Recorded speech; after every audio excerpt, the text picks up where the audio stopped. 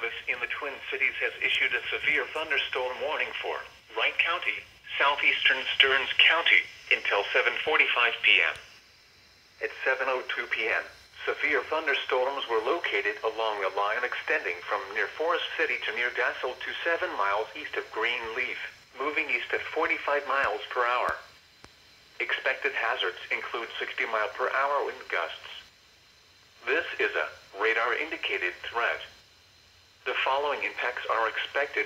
Expect damage to roofs, siding, and trees. Severe thunderstorms will be near Cokato around 7:15 p.m. Annandale and Howard Lake around 7:20 p.m. Maple Lake around 7:25 p.m. Buffalo, Montrose, and Clearwater around 7:30 p.m.